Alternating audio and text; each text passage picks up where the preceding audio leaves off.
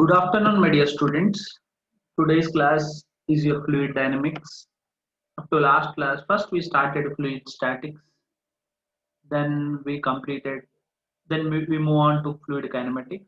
There we completed fluid kinematics. Then the next further part is fluid dynamics, where if there is a pipe, inside the pipe some fluid is flowing. Like if fluid is flowing inside the pipe, this fluid definitely exerts some forces on the pipe surface as well as among the particles. With the help of that forces only, the fluid is moving from one place to another place. That we know. So, what are the types of forces generally available inside a fluid? Is a gravity force. Okay, gravity is there, right? Due to gravity, it is acting downwards. Gravity force. If you observe, some pressure is acting on the walls, so pressure force is acting. Okay, you can guess these all forces, and we know among the layers, if you observe, there are n number of layers inside the fluid.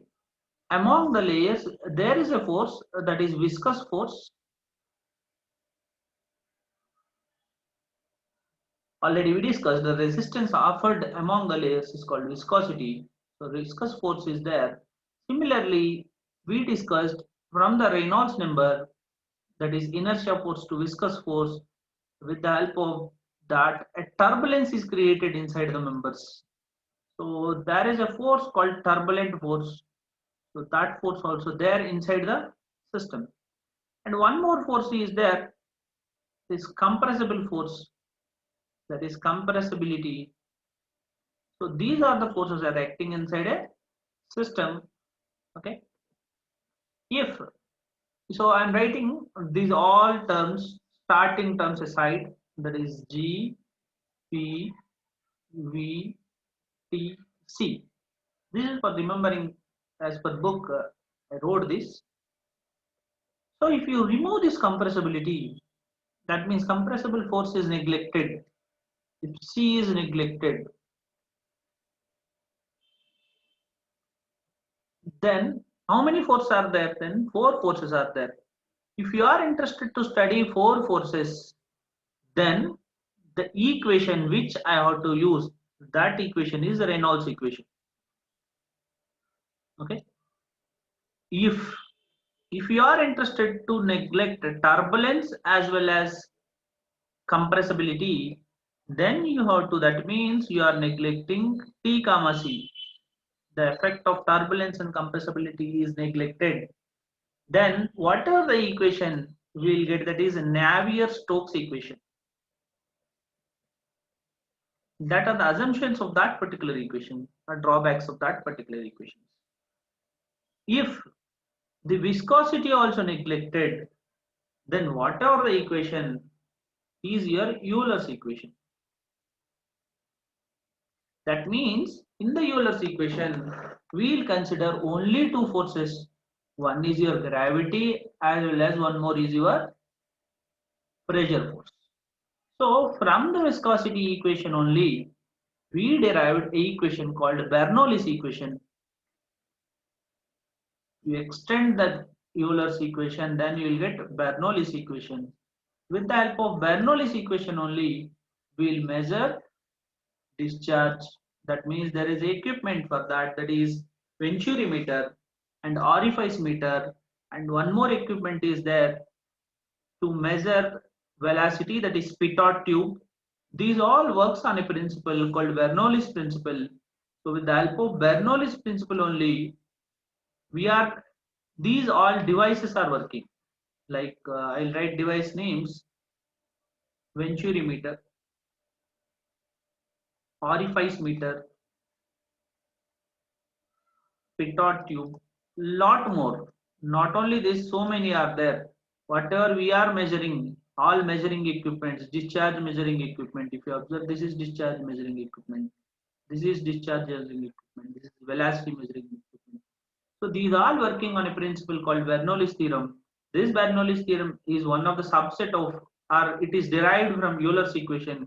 In the Euler's equation, we will consider only two forces, that is your gravity force and pressure force, and we neglect remaining three forces. That means the effect of these three forces will be zero in the Euler's equation.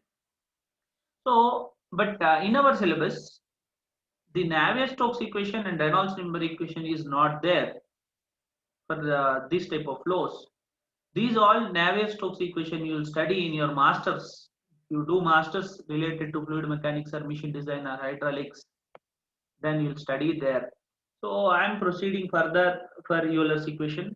In the Euler's equation, so for that what I considered a pipe I have considered. If you observe, there is a pipe here of ds length, the pipe length is ds, and the area of this pipe is dA let. Then what is the volume of the pipe? If you observe, volume of the pipe is dA into ds. So I want to write mass of the pipe, not mass, weight of the pipe I will write. So if you write weight, how will write weight? Rho g into volume. So if you write rho g into volume is dA into ds. So we know already from the engineering mechanics, weight straight acting downwards.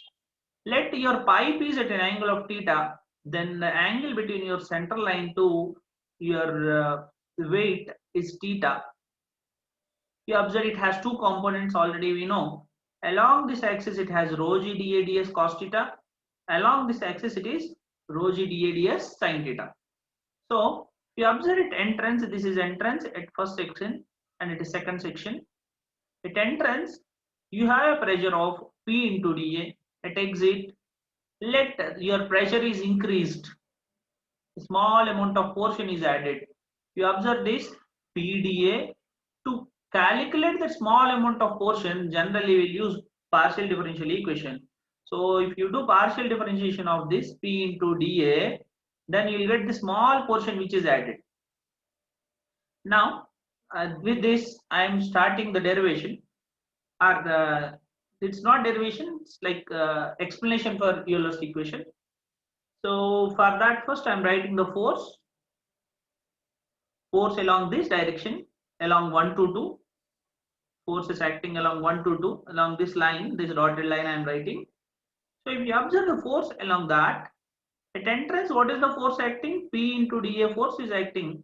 If you observe, the force is acting upward direction, which is positive, and if you observe the force which is acting downward direction, which is negative, P plus dou P by dou S into dA, sorry, ds into dA, ds of dA.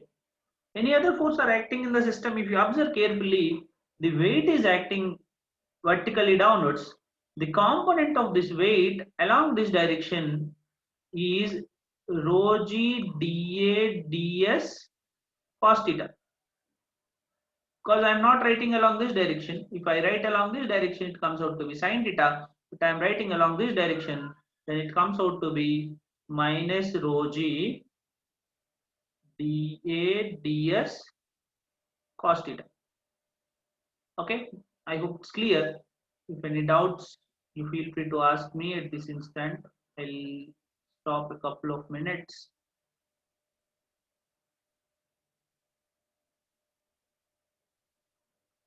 Okay, we will proceed further. Now, I know general acceleration is written as the change of velocity with reference to time. So I am writing this in another different terms, that is dv by distance I have taken ds into ds by dt, because same meaning, ds cancel, it comes out to be dv by dt. So there is no change in between these two. Now what I am writing, I know the change of distance or change of displacement with reference to time is nothing but velocity. Then I can write this as dv by ds into v. Okay. Now that means from this, what is the end output? Acceleration can be written as V into dV by ds. So if you go further, that means from the equation 1, this is the fourth equation. I take it is equation 1. So from the equation 1, if I write further, it comes out to be, we know according to Newton's second law, force is equals to ma, mass into acceleration. So I know mass again density into volume. So I can write it as density into volume into acceleration. That means I can write a rho into volume as dA into ds into acceleration is v into dv by ds, which is equals to force is equals to equation 1. If you observe equation 1, what are the forces acting we wrote, which is equals to, and we'll simplify that equation there only to avoid confusion. If you observe here PDA is there, and here also PDA is there. I'm removing this PDA.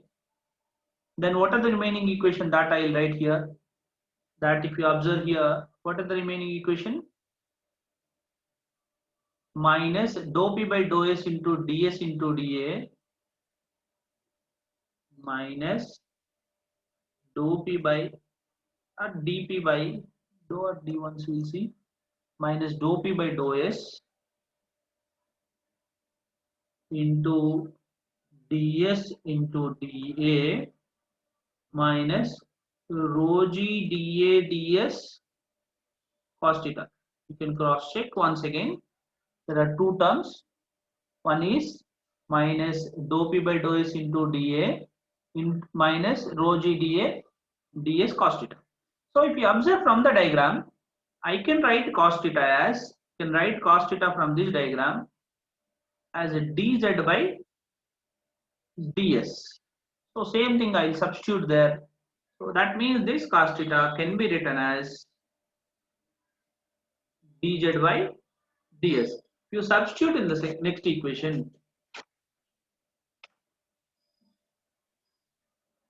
then first let me erase this up to some time. We will wait. We will substitute cos theta later in the next stage. So before that, I am dividing this equation. That means equation 2, I am dividing with rho into dA into ds. Okay. You divide this equation with rho into dA into ds. Rho dA ds is going to cancel, and there is no rho dA ds, but dA ds is there. It comes out to be by rho and rho dA ds. And if you observe, what are the remaining terms?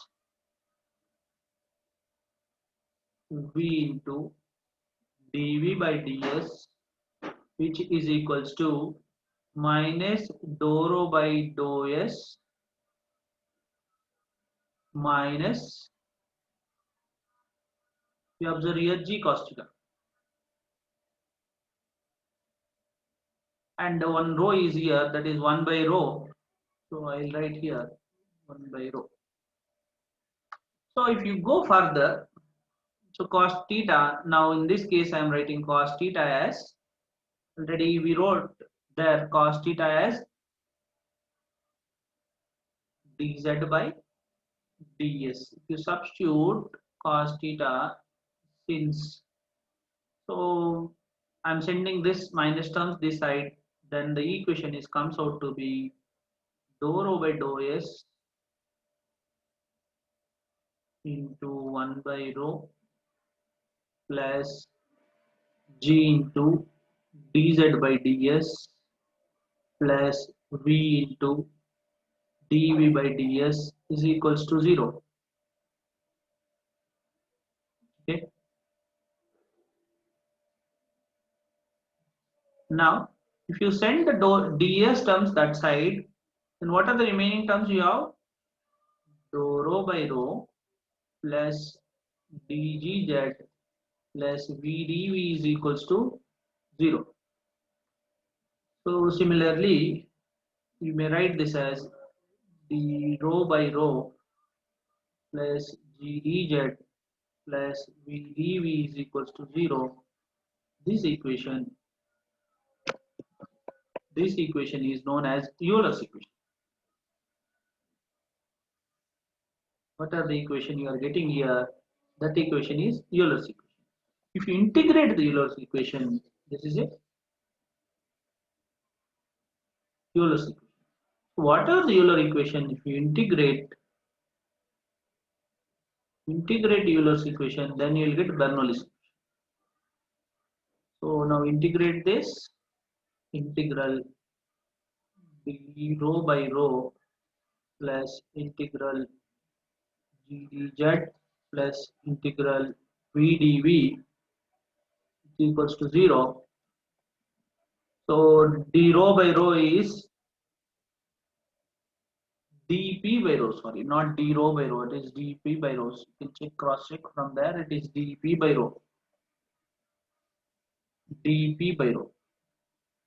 Okay, so it is dp. So integral dp by rho is p by rho g, because integral into differentiation is going to cancel p by rho plus integral dgz, that is gz, plus integral vdv is v square by 2 is equals to 0. So this equation may be written as p by rho g, so p by rho g plus v square by 2g plus z is equals to constant, because here also it is constant. So this equation is known as Bernoulli's equation. The Bernoulli's equation can be written if there is a flow and two instants you have considered, 1 and 2. Let you have a pressure P1, V1, and it has a Z1 height. Z1 is datum height, and Z2 is different height. Z1 is different height, and the exit pressure P2, V2, Z2. Then we'll write this equation as P1 by rho g plus V1 square by 2g plus Z1 is equals to P2 by rho g plus V2 square by 2g plus Z2. This equation is known as Bernoulli's equation. This Bernoulli's equation have some of the limitations, not limitations, assumptions. We observe that assumptions. First assumption is your fluid is ideal in nature. I wrote there actually. You can check. The starting I wrote. Your fluid is ideal in nature. Then only the Bernoulli's equation to be applied. In study in nature and irrotational, incompressible. Already we discussed what is irrotational, what is study, incompressible in the types of fluids.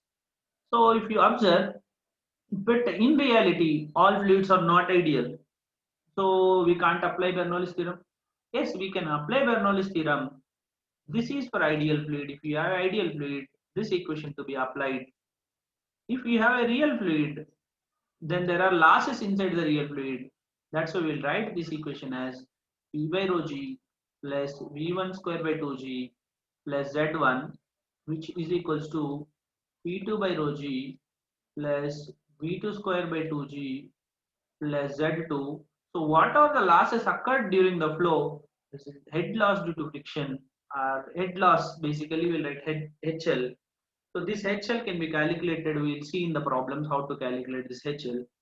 So this is the equation for Bernoulli's theorem real fluid, and the above equation is for Bernoulli's theorem ideal fluid. So with this, I hope you understood this. So with this, I am closing today's lesson. Thank you, one and all.